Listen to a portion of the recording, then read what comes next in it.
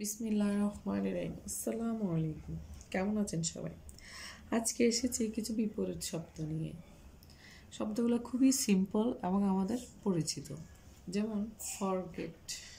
Forget তো আমরা সবাই জানি ভুলে যাওয়া, কিন্তু অনেক সময় আমরা কনফিউজড হয়ে যাই এর বিপরীত শব্দটা কি ওটা নিয়ে। আজকে আমরা ওটা শিখব।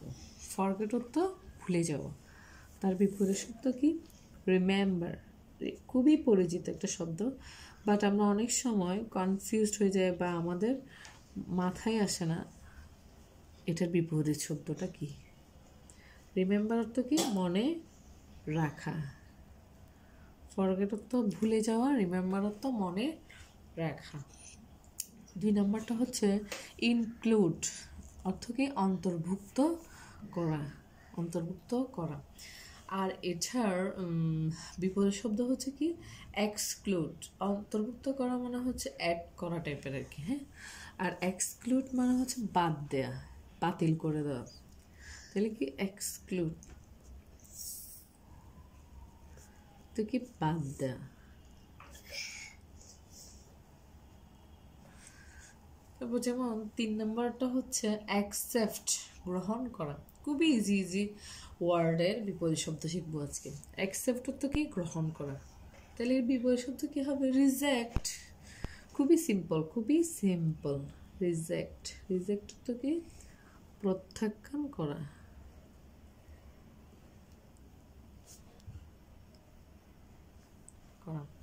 তারপর 4 নম্বর হচ্ছে ক্রিয়েট।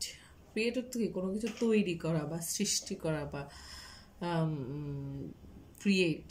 তার বিপরীত শব্দ কি হবে তাহলে? ডিস্ট্রয়। ডিস্ট্রয় ধ্বংস করা। ডিস্ট্রয় ধ্বংস করা, ধ্বংস করা। খুবই সিম্পল শব্দগুলো। লিড। 5 নম্বর হচ্ছে কি? লিড। লিড অর্থ কি? নেতৃত্ব দেয়া। লিড অর্থ হচ্ছে কি? নেতৃত্ব দেয়া। তাহলে এটা বিপরীত শব্দ কি? ফলো।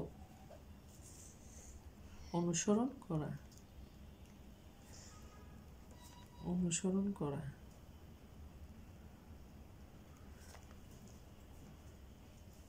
তারপর হচ্ছে কি? 6 নম্বর হচ্ছে টাইট। টাইট হচ্ছে শব্দের অর্থ হচ্ছে কি? টান টান, টান টান। তাহলে এটার বিপরীত শব্দ কি হবে? লুজ। লুজ অর্থ কি? ঢিলা, ঢিলা। তারপর হচ্ছে কি? মেজর। মেজর। মেজর অর্থ হচ্ছে কি? প্রধান। মেজর অর্থ হচ্ছে কি? প্রধান। তাহলে তার বিপরীত শব্দ কি হবে? মাইনর, গৌণ।